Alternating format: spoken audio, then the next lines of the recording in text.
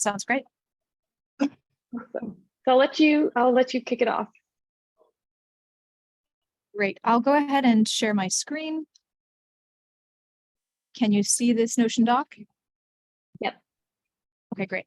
So today I'm going to be talking really high level about multi-party computation. I'm building DeRisk, which is a specific company that sells you some ways that you can implement multi-party computation.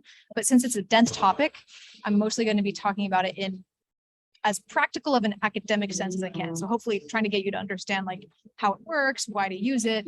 I won't focus that much on my company. It'll more be about the concept. And then I can talk about this for 20 to 30 minutes.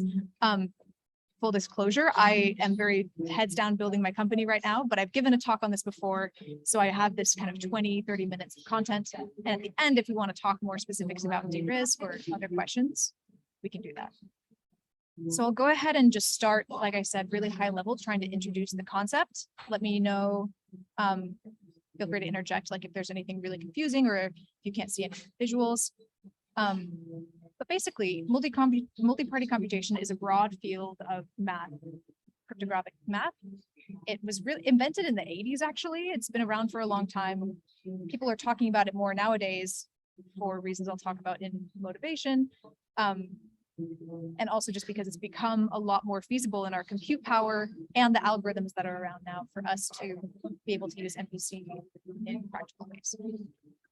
So I mentioned motivation for why people would care about MPC more nowadays.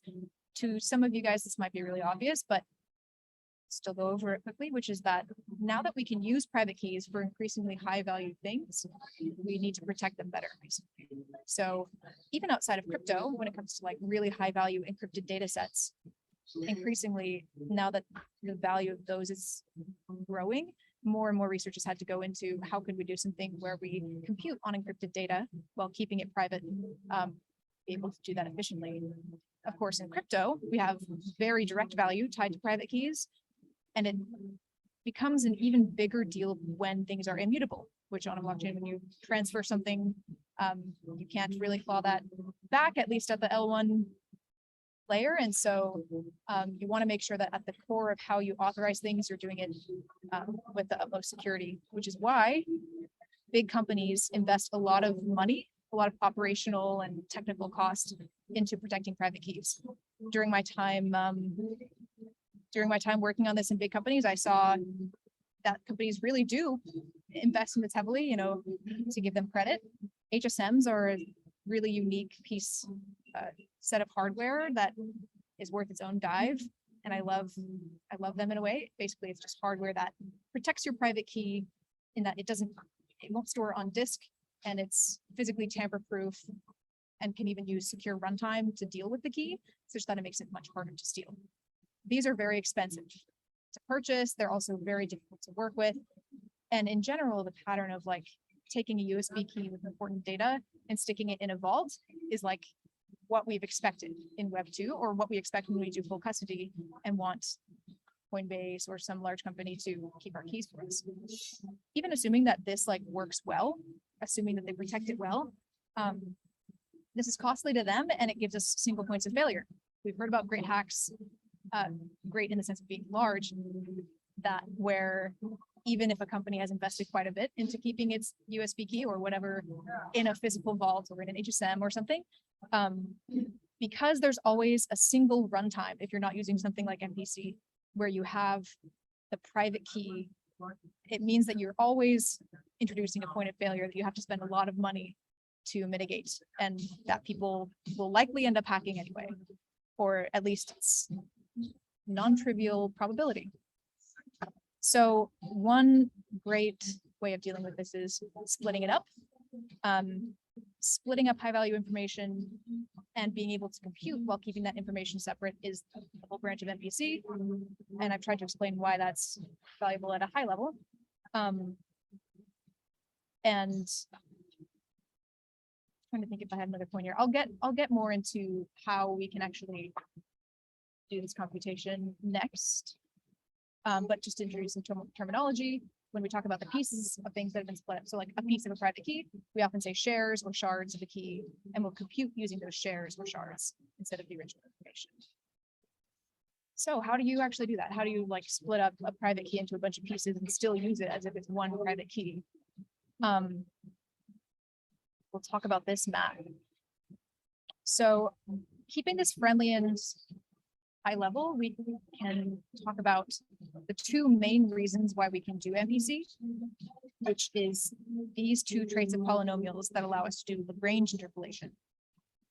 Basically, these principles say that when you take two polynomials and sum them, that the resulting sum is of the same degree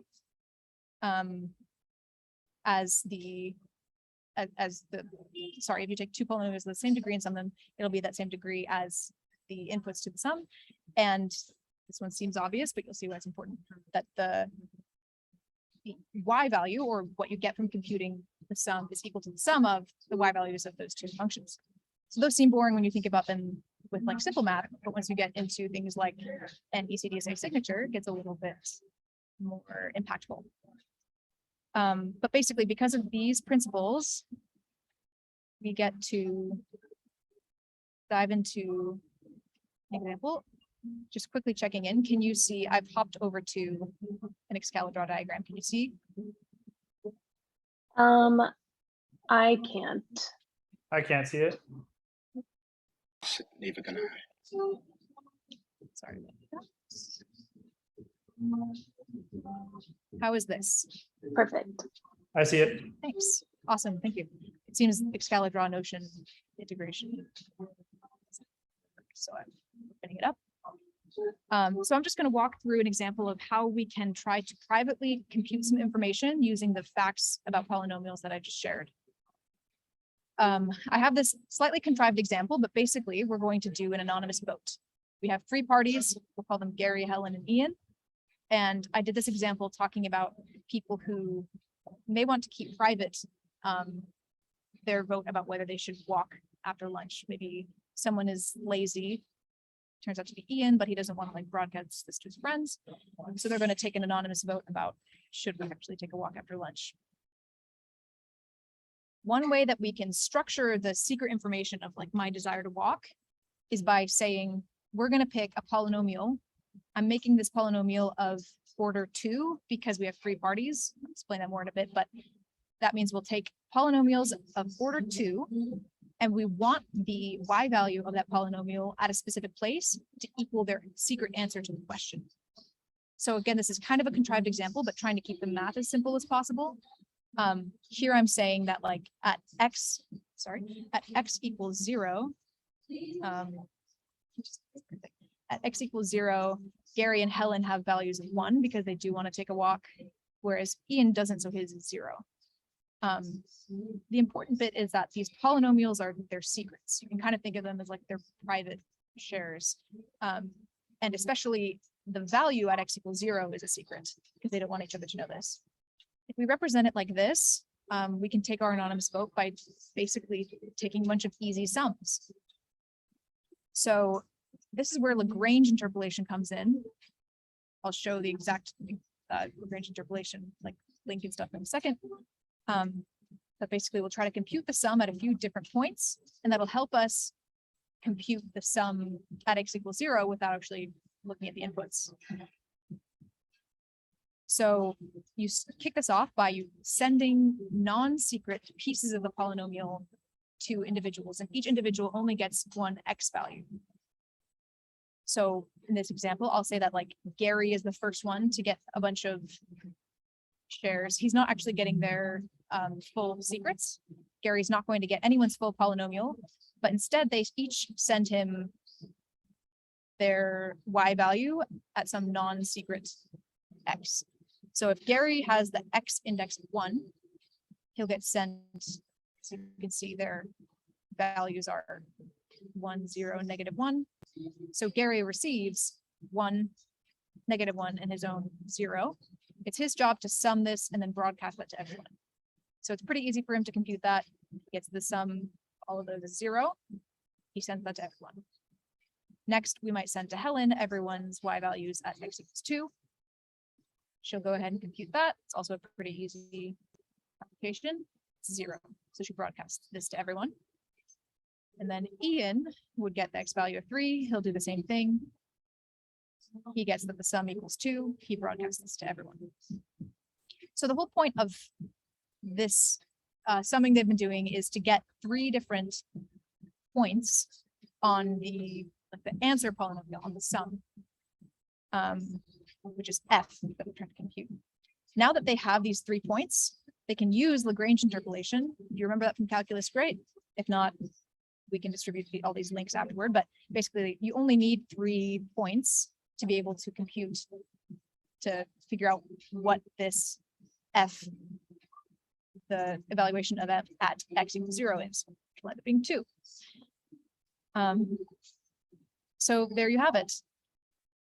These 3 were able to do an anonymous vote because they had these order 2 polynomials, and they broadcasted the sum at specific places that were not a secret so that they could evaluate at x equals 0, where it is a secret, without ever having to figure out anyone's specific answers.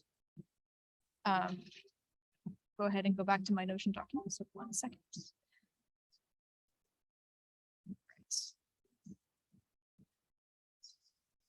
So that's walking you through a kind of basic example of how you can use MPC to do an anonymous sum. What's exciting is that this works for any computation that you can represent as an algebraic function, which even includes things like ECDSA and EDDSA signing, because whenever you have the private key, it's at most going to be some multiplication at some spot on the elliptic curve modded by something. And so what MPC does under the hood, it can be a little complex to turn that into a polynomial of a specific order, but that's MPC's job. It turns it into like a polynomial, which in the end becomes a binary circuit. But it makes it so that even for something like an elliptic curve signature, you can turn it into that kind of polynomial where you need n-1, so like the number of parties minus 1 order polynomial, and then you can start doing anonymous computation with it. So that can get very in the weeds. I'm going to try to avoid that. We can get more into it in questions. Coming back to the high level and explaining like why this is different than the other things you might have heard of, I have this little chart. So some other similar similar math that we can do, similar concepts are Shamir secret sharing and multisig. All 3 of these things, and when I say these things, it's multisig, Shamir secret sharing, and also threshold signing. Often when people say MPC nowadays, they kind of imply threshold signing. I have a note below saying like technically MPC has a lot of different forms, including Shamir secret sharing, but threshold signing is kind of the rage nowadays. It's often referred to just as MPC. But when we have these 3 different methods, we'll use them for quorum authorization. And that's why I've brought all of these 3 methods to the table to talk about, because quorum authorization is an important way of doing approvals with modern cryptography. It just means that you can do an approval with m out of n, meaning that you have split into some number of parties and some subset of them have to get together to approve something.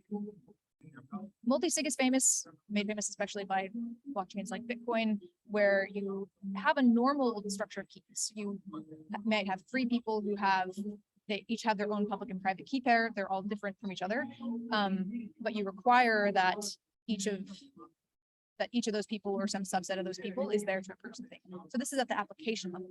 It has to be supported by the blockchain that you're talking about or the application you're talking about. And I'll get more into that in a second. Shamir secret sharing is a bit different. It's where you have one secret and people each have a share that is needed to come together at one point in time to create the actual private key. So there is still one private key, but in order to access the private key, you have 3 different shares, and there's a computation like gen key that people do when they get together in person, or they might like submit their shares in some common time to create the private key.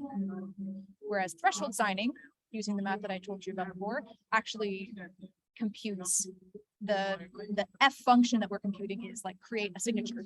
And so you can do this fully asynchronously, and you can do this without ever reconstructing the private key. There is technically like one public private key pair, but it's being shared by 3 people, who each have unique different key shares. So this gives it the advantage of being asynchronous, like I mentioned. Both Shamir secret sharing and MPC support all key types and applications, because at the end of the day, you're just using a normal ECDSA key, for example. Multi-sig doesn't have that trait. Shamir secret sharing does have this flaw of a very strong single point of failure. Traditionally, people would get together with a bunch of USB keys in person, which would create a lot of operational cost and also potential for security breaches. Or even if you're doing Shamir secret sharing, like in some common runtime, like you have to submit to some server, you create a runtime that can be breached, which is higher operational cost, higher likelihood of security breach, and is less likely to be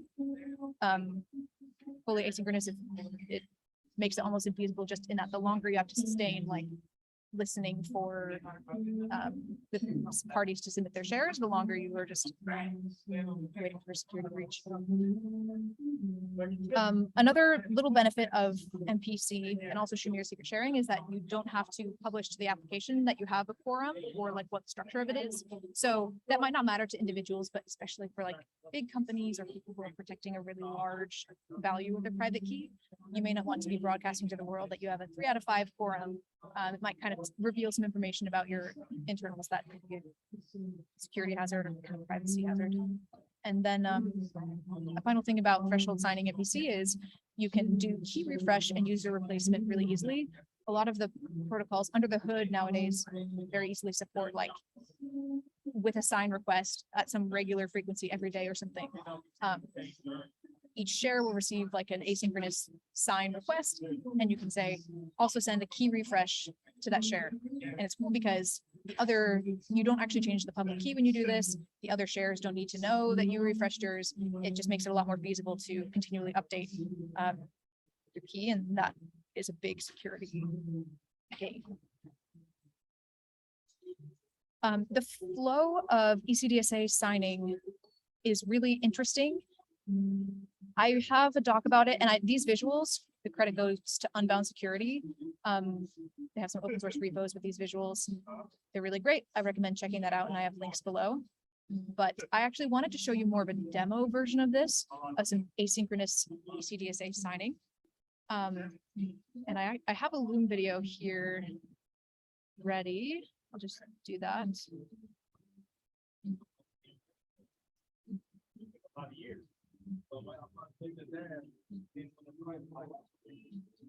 You can see my Chrome screen.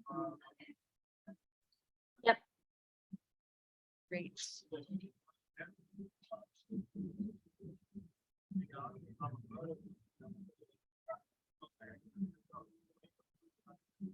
Oh, I realize screen share.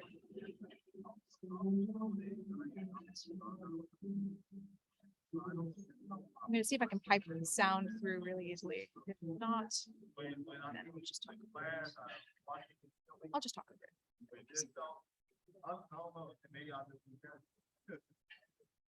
Right.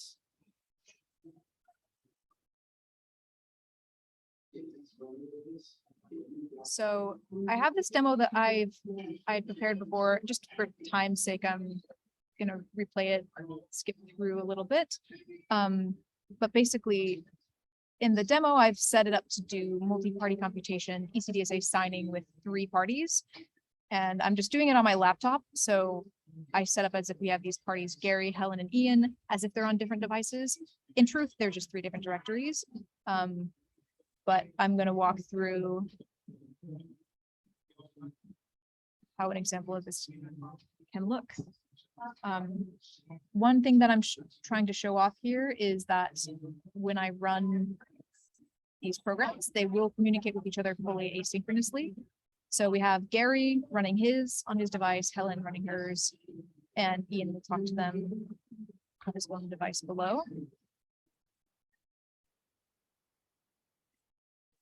And the first thing that Ian's going to have them do, you can see this below, is he asks them to generate an ECDSA key. We can see his peers got this request. He just ping ponged between them with this generate command.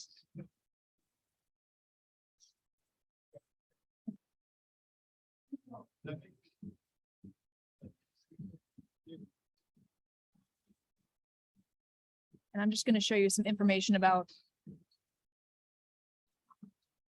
like what these look like. The ECDSA shares are just like raw binary. A cool thing that we can take a look at is that they each have the public key and that the public key is the same, even though the private key shares that they each have are different from each other.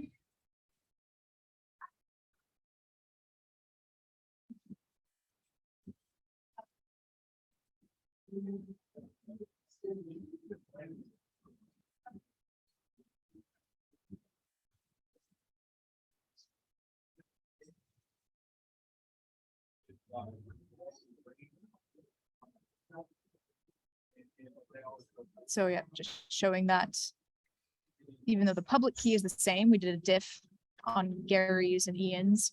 The private key shares that they have are each different. And now we'll make use of their key shares.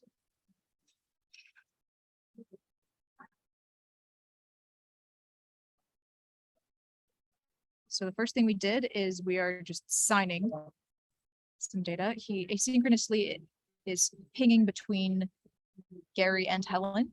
For this demo, I've set up just for him with 3 out of 3. So to get that signature, he had to talk to both of them.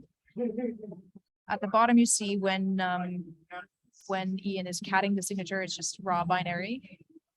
For convenience, I go ahead and turn it into a PEM file. Just so we can look. Sorry, I'll turn the public key into PEM and then use just OpenSSL tools to look at the signature.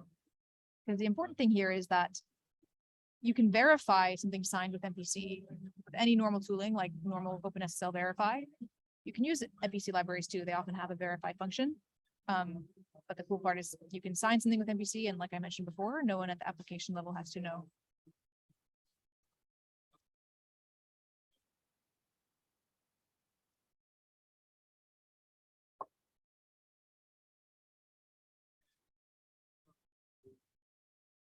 I'm invoking the verify command, and I'm just showing SHA-256 is just the underlying hash function we're using with ECDSA. So that's how I invoke that. And we see that it verifies okay, which is pretty cool. Yeah, sorry, I realized my crisp noise canceling just started. I'm not in my optimal setup right now, so I apologize for this. But this demo is meant to show you just that you can do this asynchronous ECDSA signing. You can use normal OpenSSL tools to verify this. I have the link to this Loom in the document, and we can share all these things out. And I will go back now to the Notion.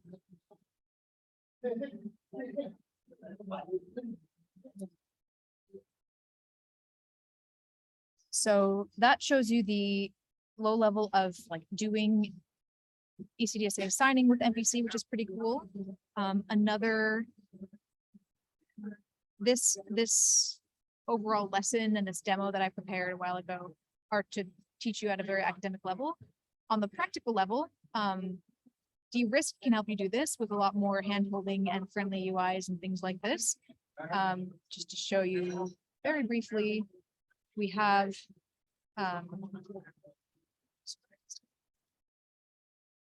some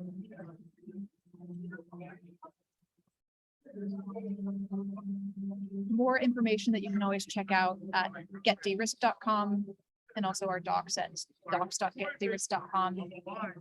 Right now, we've released some server-side and client-side SDKs that you can use that can wrap around some of the very basic command line things that I showed you of doing signing and creating different quorum structures and things like this. So that is the kind of friendly intro to MPC. This Notion document has a lot of more links, and there's a lot more depth we can go into, but I hope that this makes sense to you at a high level. I hope that you are excited or intrigued about what you might be able to do with key management using MPC. And yeah. what questions do you guys have? This is awesome, Allison. I really, really appreciate the overview. I think I have so many questions that I want to follow up with you after demo day, being very cognizant of your time, but this was a really great presentation. Thank you. And thank you for letting me do it. I will point out again, I'm sorry that I'm not in my normal setup. It's a little noisy and yeah, but I would happily, I'm excited to get more involved with Orange DAO. I'll happily do any kind of follow-ups over email at Allison at DeRisk. And we'll happily talk to any of you guys about NPC for hours. So thank you for letting me talk. Absolutely. I will send out the recording. So if you want to use it, and we'll get this out there also on our Twitter, but if there are no other questions, I can pause it and I can wrap it up. But this was fantastic. Thank you for taking the time, and really excited about what you're building. Thank you.